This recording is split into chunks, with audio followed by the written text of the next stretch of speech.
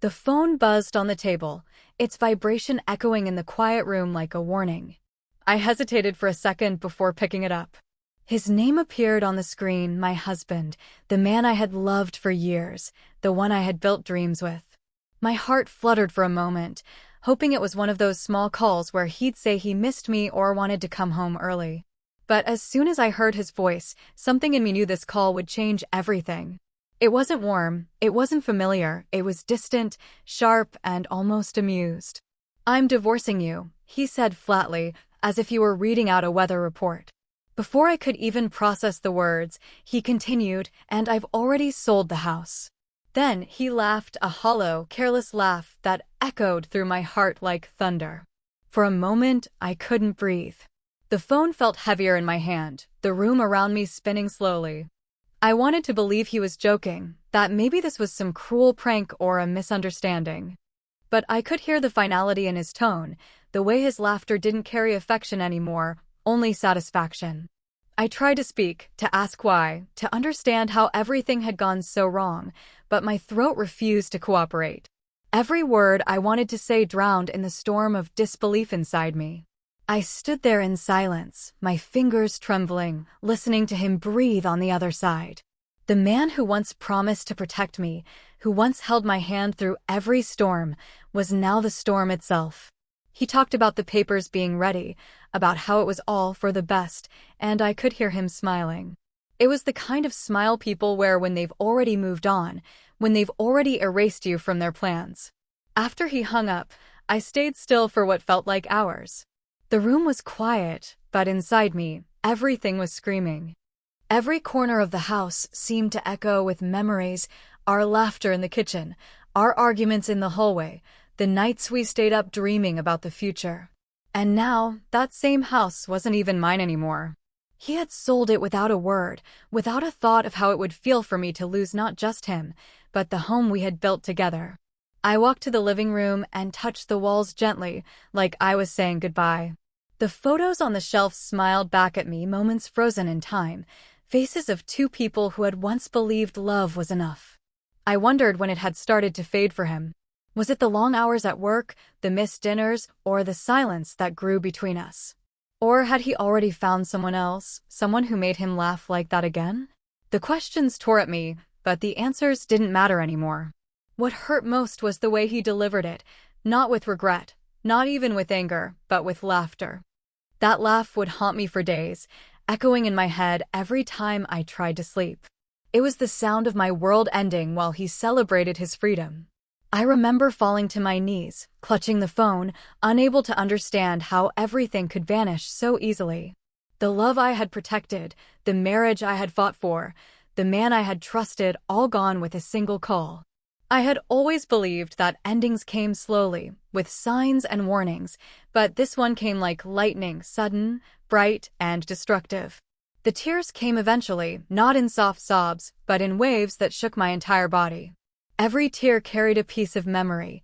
The first time he said he loved me, the way he held me when I was afraid, the promises we whispered under the stars.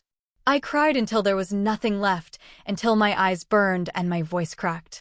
I thought of calling someone, telling them what had happened, but the words "he divorced me" refused to leave my lips. It felt too unreal, too cruel. That night, I sat on the floor beside the empty couch, staring into the dark. The silence was deafening, and the loneliness crept in like cold air. Everything I knew, everything I believed in, had disappeared with one call. I didn't know what tomorrow would bring or where I would go, but somewhere deep inside, beneath the pain, a small spark of something new flickered, something I didn't yet recognize as strength, but it was there, waiting for me to find it. The days that followed were like walking through fog. Everything around me felt blurred, distant, and painfully quiet.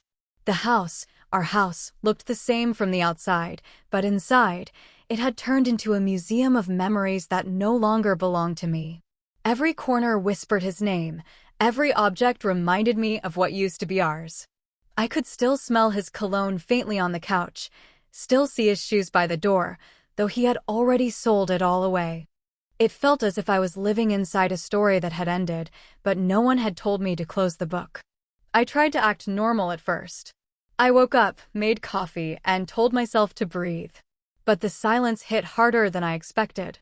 No sound of him moving around, no footsteps, no familiar laugh echoing from the hallway.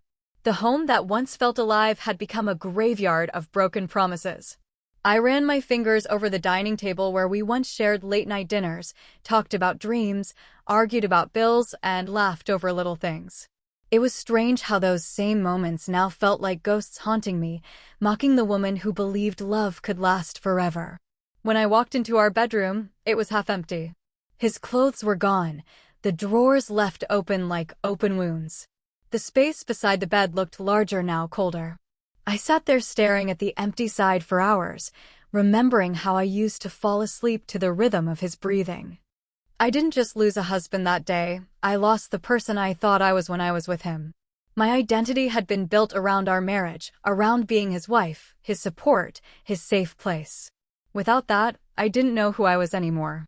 I spent days sorting through things he'd left behind, receipts, old letters, random notes.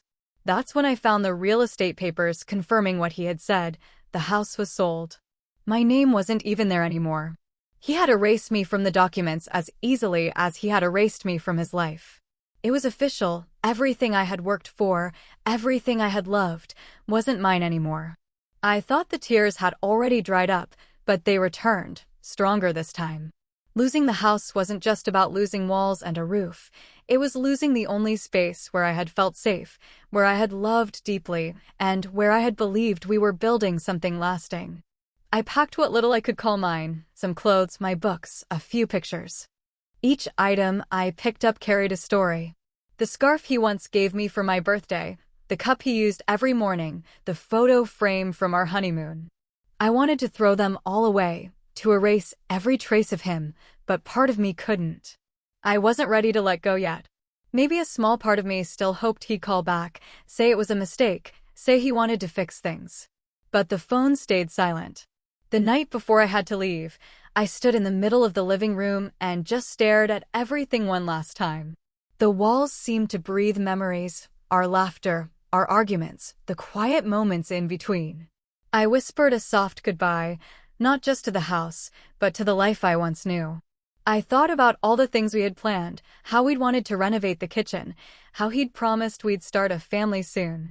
Now those promises hung in the air like smoke, disappearing slowly. When the movers came, I watched strangers carry away the pieces of my life in cardboard boxes. It felt unreal, like watching someone else's story play out. As I stepped outside for the last time, I looked back at the door, remembering how it once opened to warmth and love, and now it stood there like a closed chapter one could never reopen. That day, I realized how fragile everything truly is. One moment you think you have everything, love, stability, a home, and in the next, it's gone, leaving you standing alone in the wreckage. I had lost the house, but deeper than that, I had lost the version of myself who believed she was safe. The version who trusted too easily, loved too deeply, and expected loyalty in return. The pain wasn't just about what he took, it was about what he left behind inside me, doubt, emptiness, and the echo of his laughter reminding me of how easily love can turn into cruelty. Every night, I'd close my eyes and picture the house as it used to be, filled with light, music, and warmth. But the truth was, that version of home didn't exist anymore. It had been sold, just like our love, traded away without my consent. I had lost everything I thought defined me. Yet somewhere, in the middle of that loss, a quiet realization began to form, something that whispered softly through the cracks of my brokenness. It told me that even though everything around me was gone, something inside me was still alive, waiting to be rediscovered. In the weeks that followed, the silence around me became my only companion. It was strange how the absence of one person could fill every corner of your life so loudly. I used to think strength was about smiling when you're hurt, pretending you're fine when your world is falling apart. But when everything collapsed, I realized real strength was something quieter, something that grows in the moments when no one is watching you fight to stay alive inside. I spent mornings sitting by the window, staring at the sky, wondering how I was supposed to move forward when everything I had built had been torn away. My heart still carried the weight of his laughter, the echo of his voice when he said those cruel words. It played in my mind like a broken record, reminding me of how small I had felt, how powerless. But slowly, beneath the ache, something started to shift. Maybe it was the exhaustion of crying, or maybe it was the stubborn part of me that refused to stay broken. I began to feel something I hadn't felt in a long time, anger, but not the kind that destroys. It was the kind that wakes you up. I started small. I cleaned the small apartment I had moved into, rearranging furniture like I was trying to put pieces of myself back together. Each small act felt like reclaiming control. I opened the curtains to let the sunlight in, even when it hurt my eyes. I began cooking for myself again, eating alone at a table that no longer felt like a reminder of loneliness, but of survival. There was no one to ask how my day went, no one to share dinner with, but in that silence, I began to hear my own voice again. There were days when I broke down, of course. Days when I'd see a couple holding hands and feel tears sting my eyes. Nights when I'd wake up from dreams where he still loved me.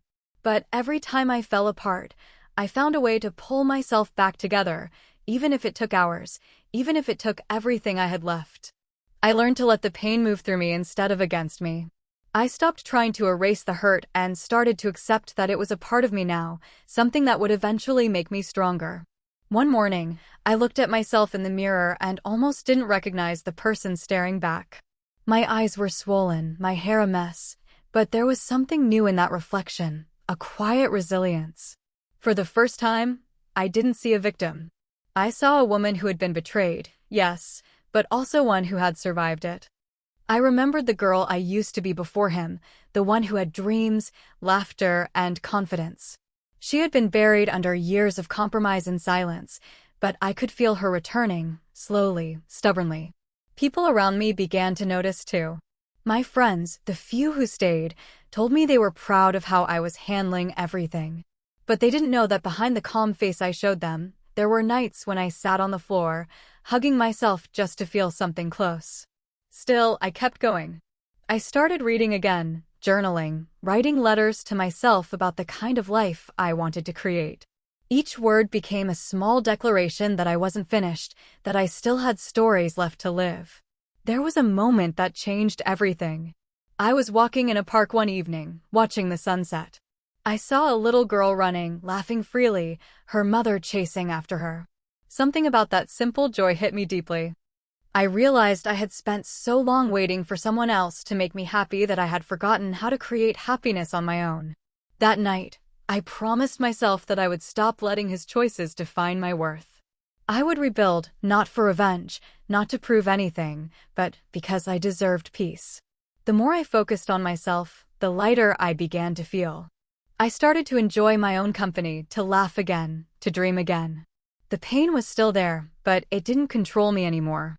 It became a quiet teacher, reminding me of how much I could endure. The strength I found wasn't loud or visible. It was in the small decisions, to wake up, to keep going, to not answer his calls when he suddenly decided to check in.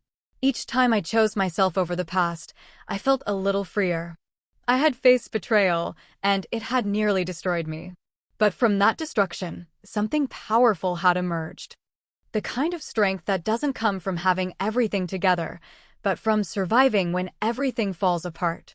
I realized that sometimes, life takes away what you think you can't live without, only to show you that you are always stronger than you knew. Starting over felt like standing at the edge of an unfamiliar world. I had no plan, no direction, and no idea where to begin.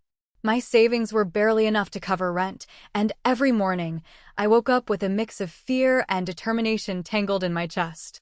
There was nothing left to lose, and strangely, that became my reason to try. I didn't want to live as someone broken by betrayal. I wanted to rebuild, not just my life, but myself. The first few weeks were difficult. I spent hours applying for jobs, sending emails, and facing silence in return. Each rejection reminded me how uncertain everything was. But I refused to stop.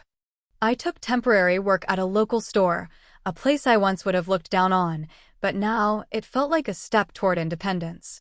The first day I received my paycheck, I stared at it for a long time. It wasn't much, but it was mine. It was proof that I could stand on my own 2 feet, even when no one believed I could. The apartment I moved into was small and quiet, with peeling paint and creaky floors, but it became my sanctuary. I filled it with little pieces of hope, a plant by the window, a few books on the shelf, candles that filled the air with warmth. Every morning, I made my own coffee and reminded myself that peace didn't have to come from anyone else's presence. It could grow from within me, slowly and silently. There were nights I sat on the balcony, watching the city lights flicker, feeling both lonely and free. It was confusing at first, how pain and freedom could exist together, but I began to understand that healing wasn't about forgetting the past, it was about building a future strong enough to hold it without breaking. I started learning new things. I took online courses, something I had always wanted to do, but never had time for when I was married. Back then, my world revolved around him, his work, his schedule, his dreams. Now, my world revolved around growth, discovery, and survival. Each new skill I learned made me feel a little stronger. I began to imagine a version of myself who wasn't defined by what she lost, but by what she was becoming. Sometimes, I caught myself missing the comfort of the old life, the shared dinners, the laughter, even the routine arguments. But then I'd remember the phone call, the way he laughed when he destroyed everything we built, and I'd remind myself that comfort built on lies is never worth keeping. I was learning to live without safety nets, to trust myself to survive whatever came next. One evening, while walking home from work, it started to rain. I didn't have an umbrella, and my first instinct was to run for shelter, but instead, I stopped. I let the rain soak me, washing away the heaviness that had clung to me for months. People around me hurried past, but I stood still, eyes closed, feeling the water touch my face. For the first time, I didn't feel broken. I felt cleansed, alive, present. It was such a simple moment, but it carried something profound, a reminder that I was still here, still breathing, still capable of feeling joy even in the smallest ways. Slowly, life began to take shape again. I made new friends, people who knew nothing about my past and saw me for who I was now. I started smiling more, laughing at small things. I found comfort in simplicity, in early mornings, in cooking for myself, in the quiet satisfaction of paying my own bills. Each step felt like reclaiming a piece of myself that had been taken away. There were setbacks, moments when the loneliness felt unbearable, when memories crept in and pulled at my heart. But I learned to face them instead of running away. I wrote in my journal every night, pouring out the pain so it wouldn't stay trapped inside. The more I wrote, the lighter I felt. Words became my therapy, my way of stitching together the fragments of my heart. As months passed, I realized I was no longer surviving, I was living. The fear that once kept me awake at night began to fade, replaced by quiet confidence. I stopped measuring my worth by the love I lost and started seeing it in the strength I gained. Every scar, every sleepless night, every tear had become proof that I could rebuild from nothing. I looked around one morning at my little apartment filled with sunlight, at the books I had read, the certificates I had earned, and the person I had become, and for the first time in a long time, I smiled without pain behind it. Rebuilding hadn't been easy, but it had given me something I never had before, a life that was truly mine. It happened slowly, almost quietly, like dawn creeping over the edge of a long, dark night. I didn't notice at first when things began to change. It started with small moments, the way I no longer flinched when someone mentioned his name, how I could look at old pictures without feeling my chest tighten. The pain that once felt endless began to soften, and something inside me started to rise. I didn't plan for it. It just happened when I decided to stop looking back and started focusing on what was ahead. The job at the store led me to meet people who saw potential in me, people who noticed my dedication and encouraged me to aim higher. I applied for a better position, one that I almost didn't believe I deserved. To my surprise, I got it. The day I received the offer letter, I held it in my hands and smiled through tears. It wasn't just a job, it was a symbol of how far I had come from the woman who once thought her life was over. I was building something on my own now, something real, something no one could take away. With every success, even the small ones, I could feel a new kind of strength forming in me. It wasn't loud or boastful, It was quiet but steady, like the heartbeat of someone who has learned to trust herself again. I began saving money, not because I needed to prove anything to anyone, but because I wanted to create stability for myself. I decorated my apartment with plants and photographs of places I wanted to visit one day. Each new dream felt like a piece of my soul returning to me after being lost for so long. There were moments when I would catch my reflection in the mirror and not recognize the woman staring back. She looked stronger, calmer, and free. There was no trace of the broken wife who once begged for love from someone who had already given up. I began to walk with a new kind of confidence, not the kind that comes from pride, but the kind that comes from survival. People at work started looking up to me, asking for advice, trusting my judgment. I realized I had something valuable to offer, that my pain had taught me things strength never could. I learned to lead with empathy, to listen deeply, to care in ways I never knew how to before. The woman who was once afraid to speak her mind now spoke with conviction. I wasn't trying to impress anyone. I was simply being myself, and that was enough. I started to notice opportunities that I would have once ignored. I took risks, made decisions without second-guessing whether I was capable. The fear of failure no longer terrified me, it motivated me. I had already faced the worst kind of loss, so what could possibly scare me now? Each challenge became a test of how far I had come, and every time I succeeded, I could feel that silent fire inside me burn a little brighter. One evening, I was invited to speak at a small event at work, a motivational talk about resilience. I hesitated at first, unsure if I was ready to share my story. But something inside me whispered that it was time. When I stood in front of the audience, my hands trembled slightly, but my voice didn't. I spoke about starting over, about pain, about finding purpose in loss. When I looked up, I saw people nodding, eyes glistening, hearts connecting. That night, when the applause echoed in the room, I realized that my story had become more than just my own. It had become a message of hope for others. After that, doors began to open in ways I couldn't have imagined. I was offered a promotion, one that came with responsibility and recognition. I accepted it, not out of pride, but with gratitude. The same world that had once felt so cruel now seemed to be giving me back pieces of beauty I never thought I'd see again. My confidence grew, my independence deepened, and I no longer measured my worth by anyone's approval. There were still nights when the past whispered to me, when the memories came back uninvited, but they no longer hurt the same way. They were reminders, not wounds. I had risen from the ruins, and the world could see it too. People who once pitied me now admired me. Friends who had seen me at my weakest told me I had changed, that there was something powerful in the way I carried myself. I smiled when they said it because I knew it was true. The rise wasn't dramatic or loud. It was in every small victory. Every quiet morning I chose peace over bitterness, every decision to keep moving forward even when it was hard. I had built a life that was solid and beautiful, one that had no trace of dependence or fear. And, somewhere deep inside, I knew that this strength, this confidence, this unshakable calm, had grown from the very pain that once tried to destroy me. It had been over a year since that phone call, the one that had split my life into two parts, before and after. I had changed so much since then that sometimes it felt like I was remembering someone else's story. The woman who once broke down on the floor, who thought her world had ended, was gone. In her place stood someone stronger, wiser, and more composed.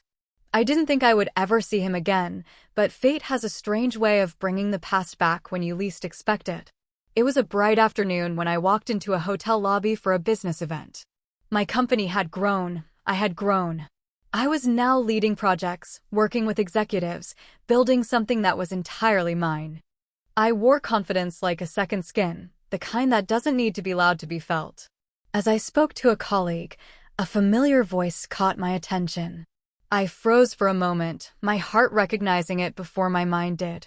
I turned, and there he was, my ex-husband. He looked almost the same, yet somehow smaller. His hair was thinner, his smile strained, and there was something about his eyes that made him seem uncertain. For a moment, I didn't move. I just stood there, watching the man who had once called me to end our marriage like it was a joke. He hadn't seen me yet, but when he finally did, his laughter faded instantly. The smirk he used to wear so easily vanished, replaced by something I never expected to see: hesitation. He walked over, his usual confidence faltering. "I didn't know you'd be here," he said, his voice softer than I remembered. I smiled, calm and steady. "Life's full of surprises," I replied. There was a pause between us, heavy with unspoken words. He looked me up and down, perhaps noticing how different I was, the way I carried myself, the calm in my tone, the light in my eyes that he had once dimmed. For the first time, I didn't feel anger or pain. I didn't feel the need to remind him of what he did or how much it hurt. I had already fought that battle, and I had won, not against him, but against the version of myself who once needed his approval. He began to talk, nervously at first, about how his life had been, how things hadn't gone as he planned. There was no arrogance in his tone now, only regret disguised as small talk.